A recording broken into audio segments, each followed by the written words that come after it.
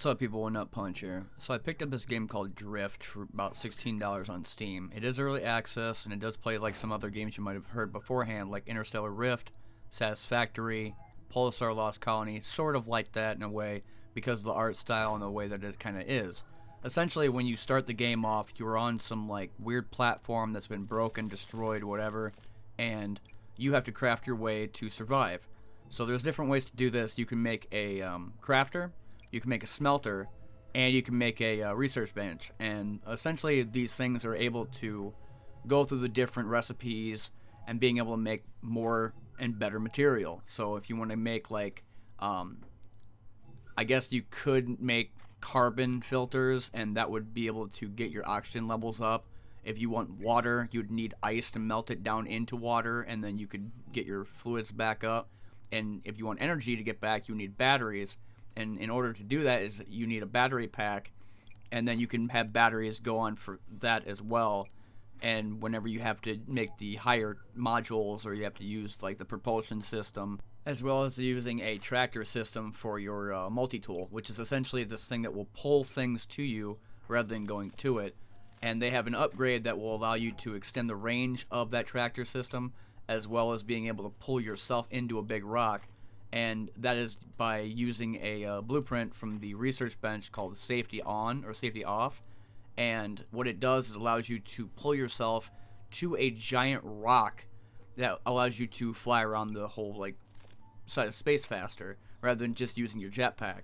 And your jetpack does go off of energy, so once the energy is gone, then you have to refill it up with a battery.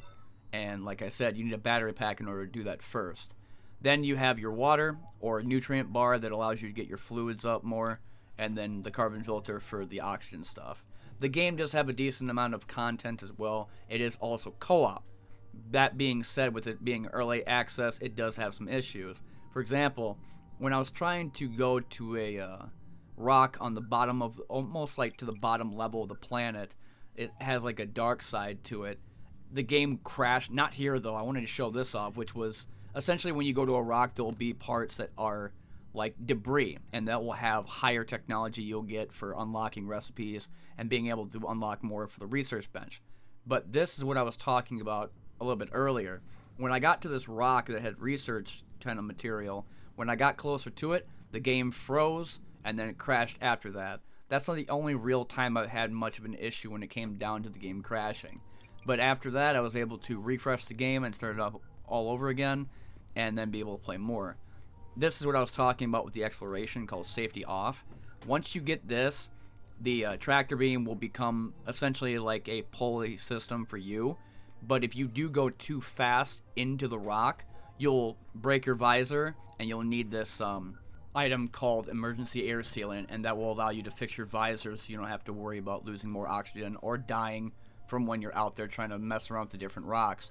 When you go to the big rocks too, you'll have a mining pick, and some people might not know this, but you can go over to a rock and smack it a bunch and get a bunch more material that way rather than just picking up the small pebbles that are currently flying around in space to be able to, get more carbon, more silicone, get ice, get iron, copper, whichever, and then make the different materials from the crafter or the smelter, like the microprocessors, the steel, and so on and so forth.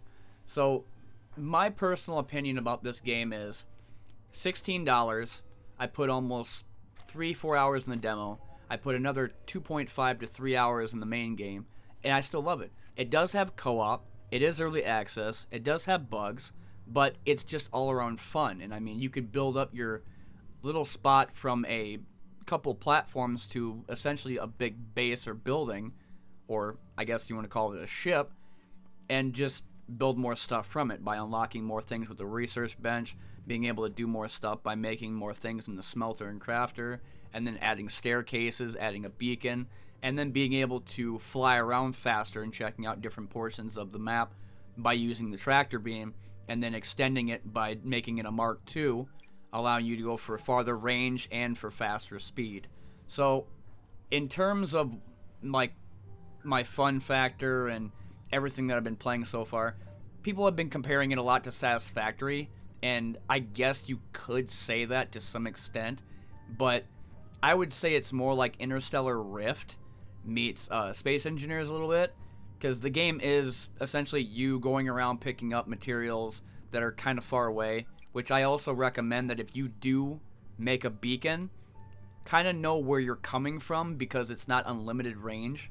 When I went over to this weird like red type of portal looking thing, it basically was just environmental and didn't do anything. But when I looked back, I couldn't find my beacon at all. It was completely gone. And I kind of went to the direction that I thought I knew where it was, and I found it. And I think it's like 1 kilometer or 1.5 kilometers before you lose sight of where your beacon is. And they do have an upgrade to allow you to make it unlimited sight, so wherever you go, you can see it.